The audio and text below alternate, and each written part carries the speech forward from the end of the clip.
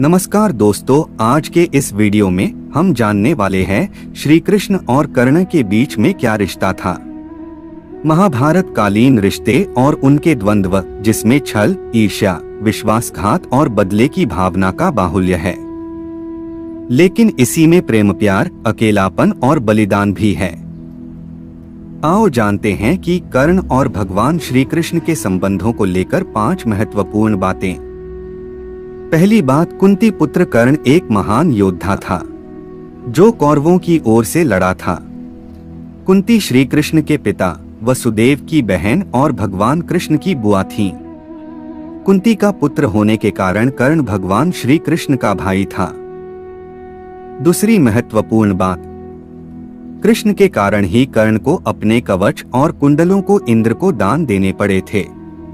दरअसल श्री कृष्ण ने ही अपनी नीति के तहत इंद्र से कहा था कि तुम ब्राह्मण वेश में कर्ण के द्वार जाओ और उससे दान में कवच और कुंडल मांग लो, क्योंकि यदि महाभारत के युद्ध में कर्ण के पास उसके कवच और कुंडल रहे तो उसे हराना मुश्किल होगा।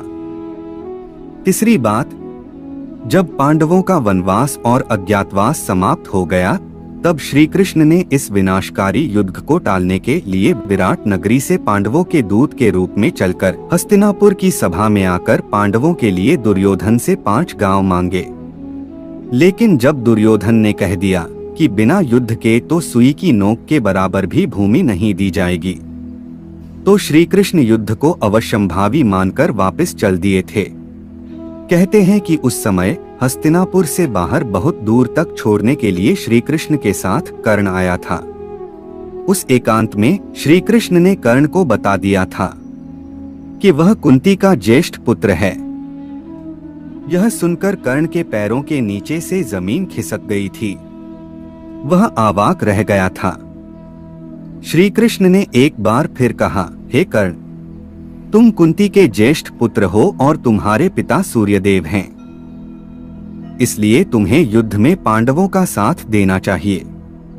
कर्ण को इस सत्य का पता चला तो नीतिमर्मज्ञ कर्ण ने तब नीतिकार कृष्ण को जो कुछ कहा था वह बड़ा ही मार्मिक है और उस दानवीर के प्रति श्रद्धा का भाव पैदा करने वाला है।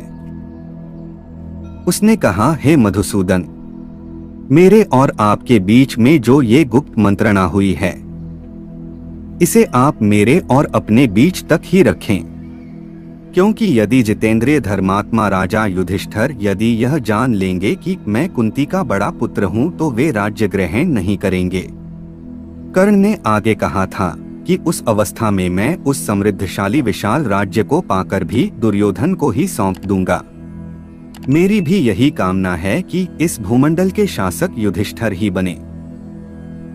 युद्ध के 17वें दिन शल्य को कर्ण का सारथी बनाया गया। उस दिन कर्ण तथा अर्जुन के मध्य भयंकर युद्ध हुआ था। युद्ध के दौरान श्री कृष्ण अपने रथ को उस ओर ले जाते हैं जहां पास में ही दलदल होता है। कर्ण का सारथी यह देख नहीं पाता और उसके रथ का एक पहिया दलदल में फंस जाता है। रथ के फंसे हुए पहिए को कर्ण निकालने का प्रयास करते हैं। इसी मौके का लाभ उठाने के लिए श्री कृष्ण अर्जुन से तीर चलाने को कहते हैं। बड़े ही बेमन से अर्जुन असहाय अवस्था में कर्ण का वध कर देता है। इसके बाद कौरव अपना उत्साह हार बैठते हैं। उनका मनोबल टूट जाता है। फिर शल्य प्रधान सेनापति बनाए जाते हैं, परंतु उनको भी युधिष्ठिर दिन के अंत में मार देते हैं। 5वीं और आखिरी बात, कहते हैं कि कर्ण जब अंतिम सांसें ले रहे थे तब भगवान कृष्ण ने उनकी एक अंतिम परीक्षा ली। वे उसके पास पहुंचे और कहा कि तुम एक दानवीर हो, क्या मुझे कुछ दान दोगे? कर्ण के पास उस वक्त कुछ नहीं था, पर उसे ध्यान आया कि उसका एक दांत सोने का है, तो उसने मरणासन्न हालत में भी एक पत्थर से अपना दांत तोड़कर कृष्ण को दान स्वरूप भेंट कर दिया।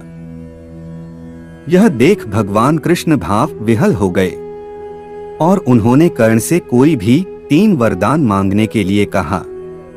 कर्ण ने कृष्ण से 3 वरदान मांगे। अपने पहले वरदान में कर्ण ने कहा कि कृष्ण जब अगला जन्म लें तो सूत लोगों के उद्धार का कार्य करें। दूसरा वरदान ये मांगा कि कृष्ण अगले जन्म में वहीं पैदा हो जहां कर्ण हो। इसके बाद तीसरा वरदान कर्ण ने ये मांगा कि उनका अंतिम संस्कार ऐसी जगह किया जाए जहां कोई पाप ना हुआ हो। इसी वजह से कृष्ण ने कर्ण का अंतिम संस्कार अपने हाथों के ऊपर किया था।